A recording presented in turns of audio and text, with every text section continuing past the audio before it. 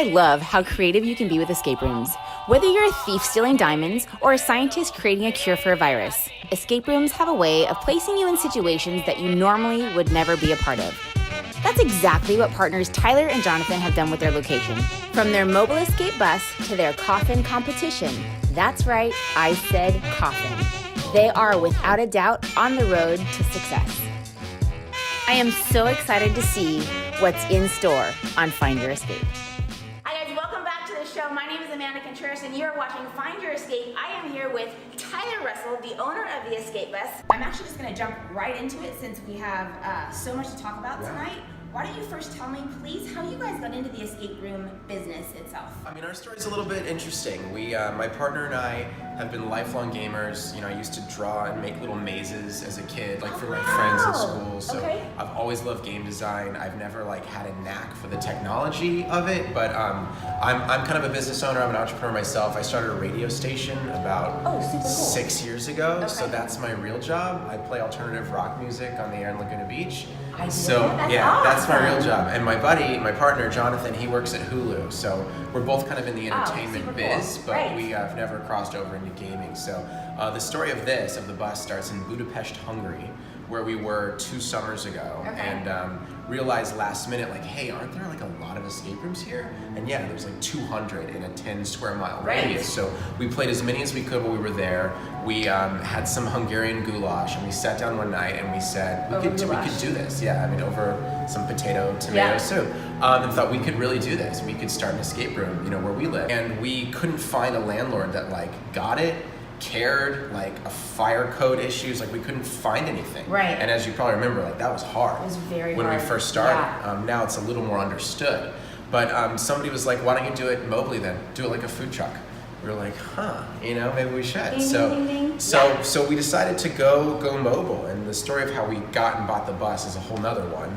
But yeah, that's how we launched, was just the bus. This facility came much later. Real quick question, where'd you get the bus? Yeah, that's an interesting one. So I went on eBay in 2015. So I found this bus in Raleigh, North Carolina, owned by a professional comedian who taught comedy classes out of the bus. I don't know what it was a front for, but that's what he said. That's what he said he did. No questions asked. It was, I'll tell you transparently, it was $12,000, right? Super awesome. 30-foot Bluebird school bus. I was like, that seems like a killer deal. Right. So I asked him if it ran well. He was like, yeah. And I bought it. I just bought it that day. $12,000 cash. That is so cool. And I told my dad, I was like, I just bought a bus in North Carolina. And he's like, do you know where North Carolina is? And I'm like, not exactly. Not really. I know it's over there. We picked it up. It was the craziest snowstorm of that year. Why wouldn't it be? Yeah, it had just happened in January. Picked it up in Atlanta, drove it out of this raging blizzard. And I remember being on the freeway.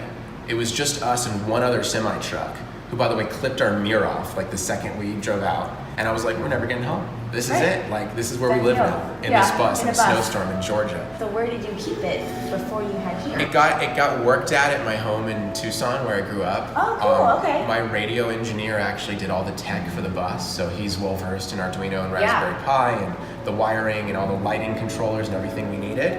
Right. So he did the work on it. It was already converted, like we said. We just added a few doors and rooms inside of it. Did all the work there, and then finished the drive to California. And then we parked it at a storage facility, actually, for a long while, where we kind of ran guerrilla games out of, without really telling them that's what we were doing. Sure. I can say that now because we're no longer at Extra Space Storage, and now we're here. That's so awesome. That's probably one of the best stories I've heard. That's super cool. Yeah. So what would you say was most enjoyable about owning an escape room? For me, it's 100% the creation. It's the conceptualization of the game, from point A to point Z. What story are we going to tell? What experience are we going to give people? What do we want them to come away enjoying? I enjoy this industry so much because it gets rid of smartphones, it gets rid of technology, it gets rid of all these ways that people are connected, whether they want to be or not these days, and it gives you this tangible human thing that you're forced to interact and do with your hands. That's what I love so much about it. So I like creating that story for people.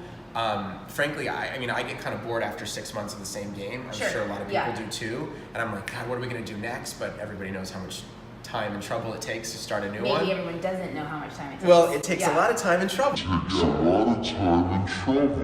So I noticed you guys have 3 games here. You want to touch on each one of your games and kind of what the mission is for each of those? So this one's called Firewall. It's a 40-minute game. We also shorten it to 20 for some on-site things because we do a lot of companies and parties where they have a lot of people. Yeah. We're the only escape room that rolls up to their house or office. Right. So we just churn people out as quickly as possible, so we can shorten it for certain situations. Okay. But the theme of the game is that you're a team of cyber criminals, of hackers in the future in the year 2033. This is the automated prison transport bus that's taking you to jail. That is so cool. Yeah, so it's all very techy. There's only one lock in the game.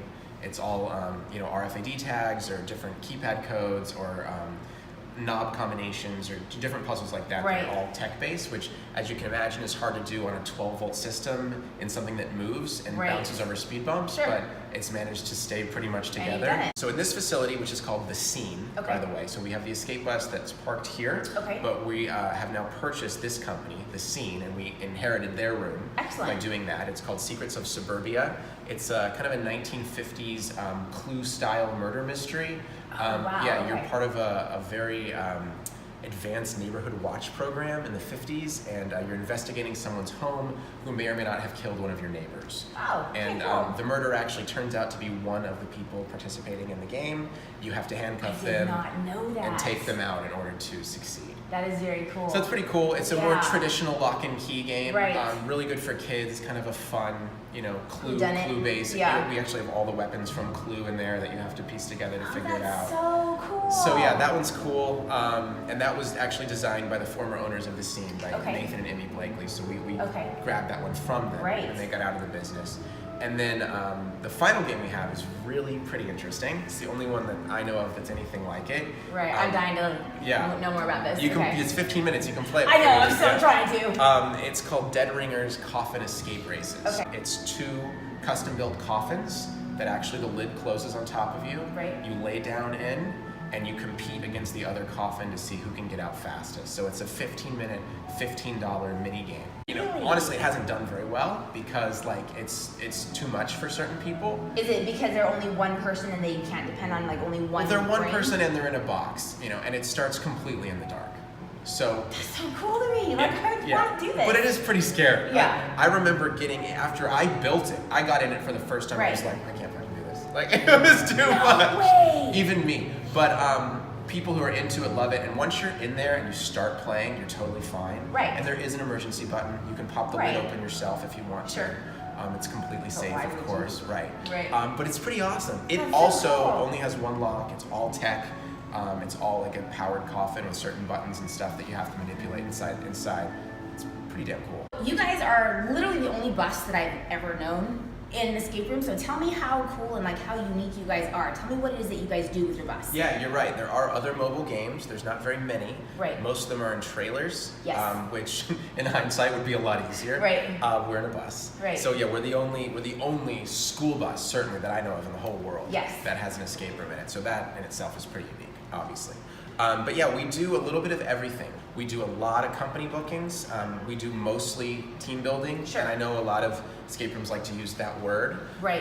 We try to really point it toward professional development. So we get all the teams together in the beginning. We talk about what they're going to be doing. They separate into all their groups. At the end, we have kind of a prize ceremony for the team that got out the fastest. We highlight some of the things that the most successful team did. Right. So we really try to have takeaways for companies when we do that. So we're not just saying we're team building and then bringing a game to them. We park in front of your office.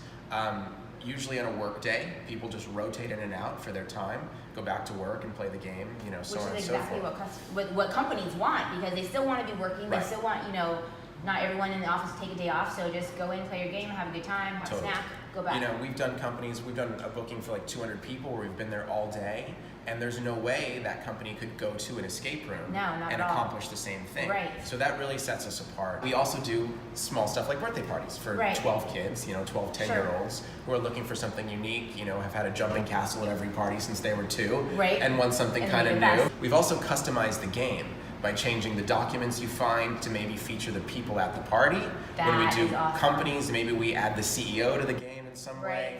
So since we're always a private booking, we can like change stuff around a little bit to be more personal. What can we expect from you guys in the future? Where are you taking this? I mean, I kind of see it right now, but go ahead and explain. Well, first of all, our partner and I are designing a new game in this warehouse that we're standing right now. Without giving too much away, we expect it to be a choose-your-own-adventure escape room. I used to read those books when I was younger. Remember the Goosebumps Choose Your Own Adventures? Yeah, I'm inspired by those. That is so cool. It'll have multiple pathways, multiple endings, multiple outcomes. That's what we're working on and hope to launch this year, 2018, sometime. So that's what we're working on most immediately.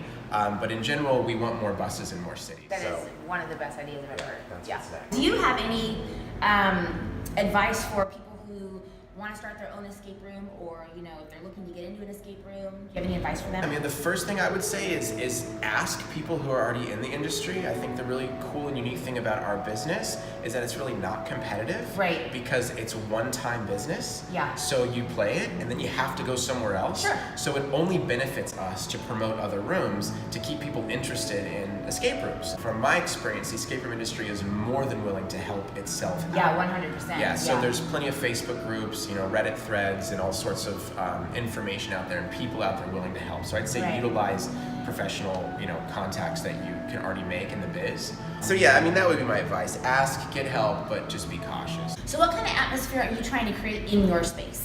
We really want it to be friendly and open to everybody. I think that's probably our primary goal. Right. We really want it to be bright and welcoming, even though we have a cemetery with 2 coffins in it. But kids are always very intrigued by that particular thing. Of course they are, sure. But we're a little more family oriented. We do a lot of birthday parties and stuff like that. So yeah, we're a good one to bring the kids to, which I don't think a lot are necessarily. Right. But bottom line is our staff, our ambiance, our vibe is going to be pretty friendly and kind. So one of the questions, again, we always get asked as owners is, what happens if we don't get out? I know, every time. Every time. So go ahead and tell me what happens if you guys don't get out. Well, the joke that I tell the kids is that the people who haven't gotten out are still inside the bus right now. That's awesome. They all find that very scary. Right. Not true. The coffins is pretty cool. Which I'm going to find out in a little bit. Yeah, the coffins is pretty cool because through the game, the sound design of the game is pretty immersive because the speakers are right there and you're in this little box, and we have kind of surround sound that kind of bounces around the coffin. Very awesome. So as it goes, it kind of builds. You hear more maggots, you hear more wolves howling, you hear more dirt being thrown on you, you hear the gravedigger talking in the distance. So if you don't get out of that game, you actually get taken to hell. Because we assume that you're not a good dude who's been buried alive in the 1400s. The goal of that game, by the way, is to ring the bell. It's called DeadRingers, to alert the gravedigger that you're still alive. Right. And if you don't ring the bell, the gravedigger will never find you, you'll finish getting buried, and a demon will come take your soul. I definitely don't like maggots. Well, there's not... I was stuck on maggots. I know you're stoked for this game. I'll take the maggots out. Okay, thank you. I appreciate that. That is the end of our episode for today. Thank you so much for watching. Tyler, if they want to book your game, please tell me your website and a phone number if you want to. Yeah, it's thesceneoc.com. That's where all the games live together. Okay. We also do have an individual page for just the escape bus, which is theescapebus.com. Perfect. That's an easier way if you want to do a private event with us. But to find all 3 games, it's thesceneoc.com. Again, all of our links will be down below. You guys hit the subscribe button. We will see you next week. Thank you, Tyler, so much. We're going to say goodbye now. You want to say goodbye? Sure. Say goodbye. Bye. And I love the show. Awesome. Thank you so much. This is so fun. It was great. It was really fun. It was challenging, but it was a great time. Yeah, we had 12 minutes left. There's lots of surprises to come, and you unlock a lot. So stay tuned. Work as a team, communicate, and always let the person know what you found, where you found it, what it does. Sorry. You're saying we're rocking. Dude, we got this. Alright. We do? Oh, good thing we didn't say that on camera. Okay. Nope.